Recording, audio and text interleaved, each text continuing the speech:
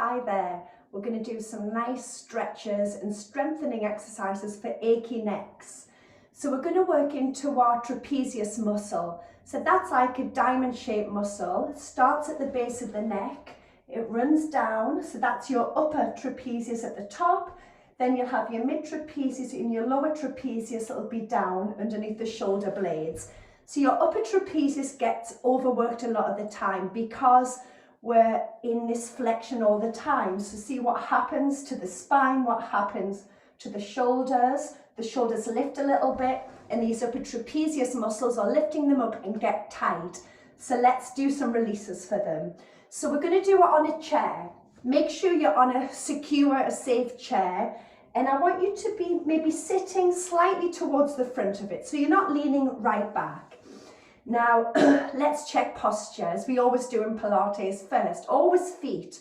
So that's your base feet. So let's make sure the feet are shoulder distance and they're on the floor.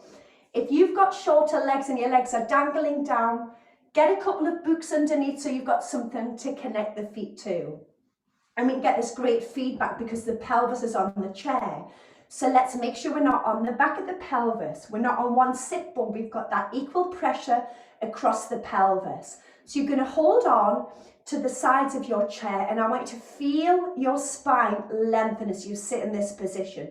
Not leaning back, just lengthening up. Now I also want you to think about your neck here. Naturally, does your chin lie forwards? If so, pop a finger on your chin and press your chin back.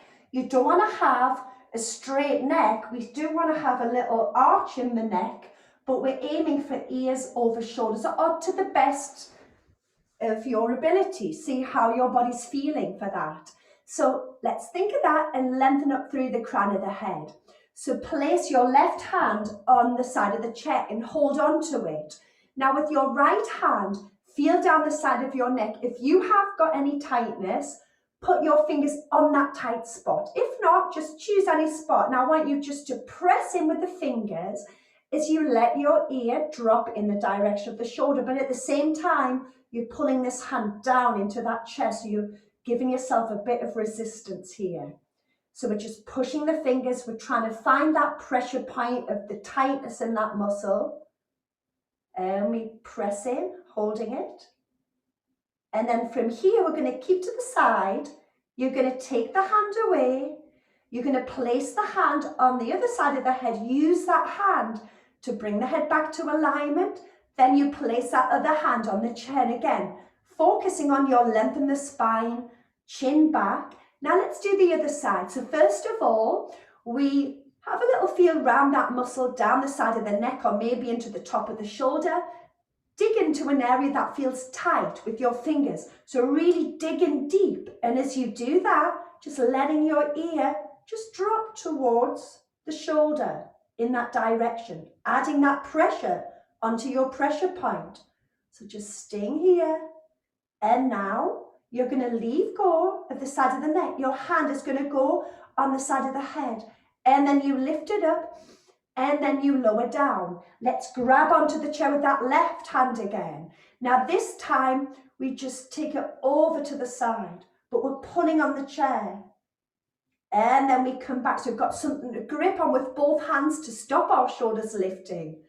And now we let the ear drop to the other shoulder. And then we lift, still pushing into the chair with the hands, so we go over to the side. And remember, never work through pain. If this is painful, make your movement smaller, so you're working in a pain-free range of movement. And then bring it back. And again, in the rest of the posture is stayed in that alignment. You can still feel equal pressure on each side of the pelvis. And then we bring it back and then over to the side. And then we bring it back and then let's leave go. So that was stretching out those muscles. Now research has shown that strengthening these muscles are beneficial as well. So we want to do them both. So we've done the stretch, we're going to do the strength. So if you've got a resistance band, these are great because you can change the resistance on how you're feeling. But it doesn't matter if you don't have a resistance band. Maybe you've got some weights. If you haven't got weights, Get creative, get a couple of bottles of water, get some sort of weights, but we do want it to be not over challenging, but we don't want them to be too light. So let's lower down. So if you're using a band, you'll just place it underneath your feet. If you're holding bottles or weights, you'll hold one in each side. So we're towards the front of the chair again, like we were before, thinking about that posture.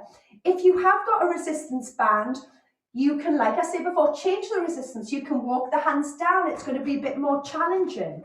But we're going to lift the shoulders to the ears. And then we're going to slide them down. Let's do that again. Breathing in, we lift them. And then we slide them down. So we're strengthening those upper part of the trapezius now. And then lower down. And again, let's lift up. So I would recommend 8 repetitions of this. Thinking about your alignment, your posture, especially the neck. And lift. Slowly and down. Let's do 2 more here. You're going to lift up and then down. We've got this one more time as you lift the shoulders up. And then you slide them down. Now, if you've got a band, you might want to hold it a little loosely or keep hold of the weights. Turn your palms in. Make sure you can see your arms are not behind you. Open them out to the side. And then down. This is a challenge. But again, working into those upper trapezius as we open out and down. Just a small movement this. So make sure you don't lose your alignment. You don't have to twist to lift up higher, down. And again, let's do 3 more as we open out and down. And again, 2 more and then down.